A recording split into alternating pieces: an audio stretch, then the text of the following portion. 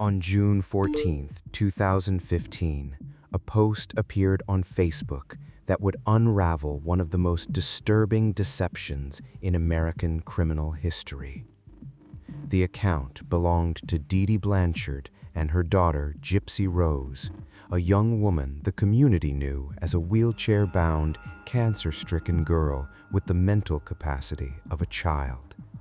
The post read, "That bitch is dead." Within hours, concerned neighbors in Springfield, Missouri called the police. They rushed to the Blanchards' little pink house on West Volunteer Way, a home that Habitat for Humanity had built specifically for this devoted mother and her severely ill daughter. Inside, officers found Dee Dee Blanchard face down on her bed. She had been stabbed 17 times. Blood soaked the sheets beneath her. But Gypsy Rose was gone. An alert went out immediately. The community was terrified. Gypsy was fragile, confined to a wheelchair, dependent on a feeding tube, battling leukemia and muscular dystrophy. She couldn't survive on her own. Someone must have taken her. But when investigators traced the IP address of that Facebook post, it didn't lead to a kidnapper's hideout. It led to a small house in Big Bend, Wisconsin, 570 miles away. And when police arrived, they found Gypsy Rose Blanchard standing on her own 2 feet, walking, healthy, very much not disabled, standing beside a man named Nicholas Godejohn. Everything the world believed about this girl was a lie, but the question was, who was really the victim here? To understand what happened in that pink house, we need to go back to the beginning. Gypsy Rose Blanchard was born on July 27, 1991, in Golden Meadow, Louisiana. Her mother, Claudine Dee Dee Blanchard, was 24 years old and already showing signs of something deeply wrong. When Gypsy was just 3 months old, Dee Dee brought her to the hospital, claiming the baby had sleep apnea. Tests came back negative. No apnea, no abnormalities, a perfectly healthy infant. But Dee Dee kept bringing her back. By the time Gypsy was 8 years old, Dee Dee had convinced doctors that her daughter suffered from leukemia, muscular dystrophy, seizures, asthma, hearing and vision impairment, and a chromosomal disorder. Gypsy was placed in a wheelchair. A feeding tube was inserted into her stomach. Her head was shaved. Dee Dee told everyone it was from chemotherapy. None of it was true.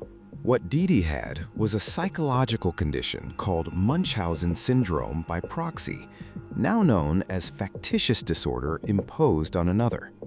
It's a form of abuse where a caregiver fabricates or induces illness in someone under their care, typically a child, to gain attention, sympathy, and control. And Dee Dee was extraordinarily good at it. Over the next decade, Gypsy underwent surgery after surgery, none of them necessary. Her salivary glands were removed. Eye surgeries altered her vision.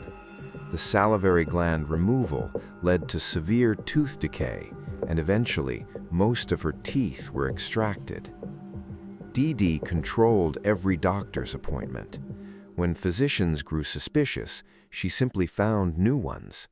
Because medical professionals rely on caregiver-reported histories for children, Dee Dee's detailed and consistent lies kept the deception alive.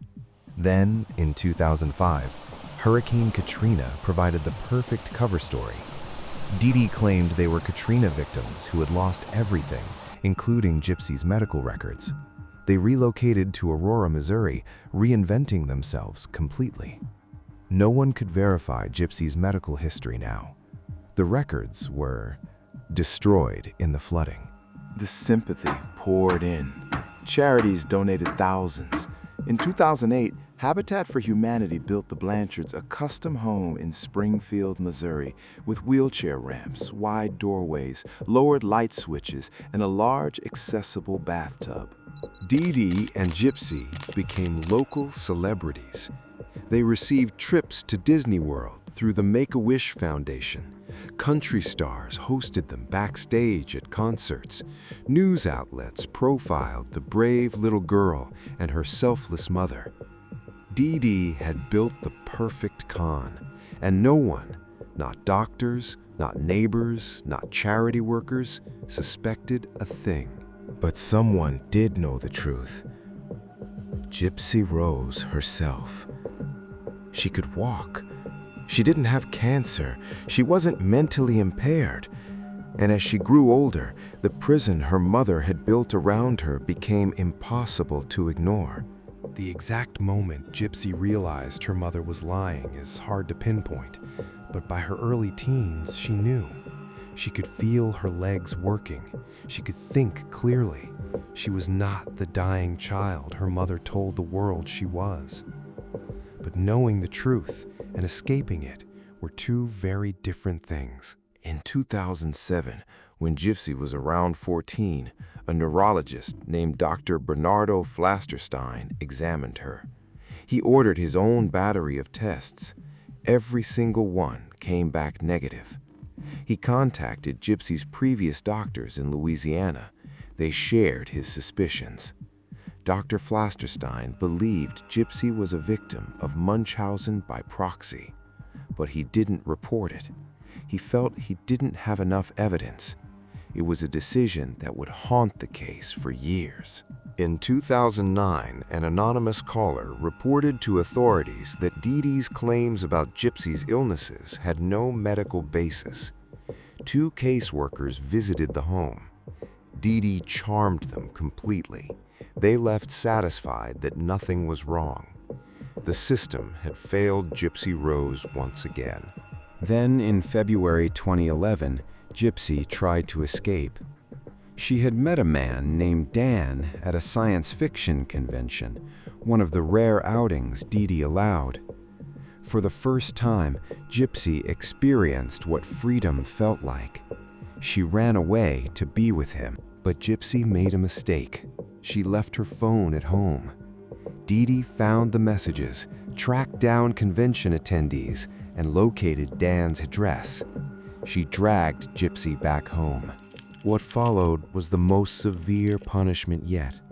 Dee Dee beat her daughter. She handcuffed her to the bed, using a dog leash clipped to handcuffs wrapped around the bed frame.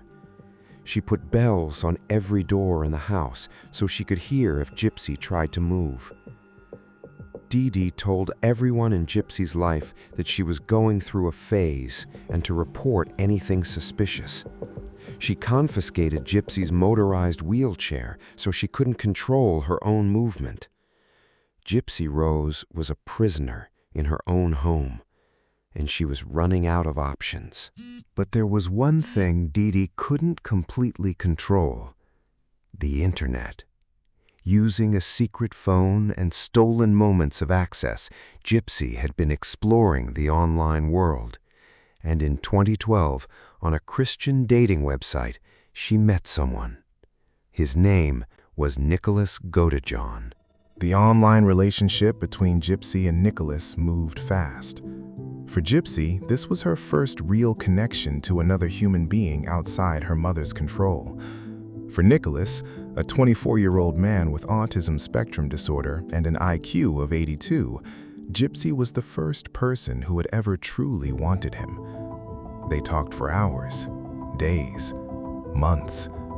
Gypsy told Nicholas everything: the fake illnesses, the wheelchair she didn't need, the surgeries, the chains. In March 2015, they met in person for the first time. Gypsy had been communicating with Nicholas for 3 years. She had tried running away before. She had tried telling the truth before. None of it had worked. In June 2015, the text messages between Gypsy and Nicholas took a dark turn. They began discussing knives, duct tape, gloves, an escape plan that had only one possible ending. Gypsy told Nicholas exactly what needed to happen. She would leave the back door unlocked, she would hide in the bathroom, and Nicholas would take care of the rest. On the night of June 9th, 2015, Nicholas Godejohn traveled by bus from Big Bend, Wisconsin to Springfield, Missouri. Over 500 miles for a girl he loved. Gypsy had left the back door unlocked, a knife and a pair of gloves on the bathroom counter. She hid in the bathroom with her hands over her ears.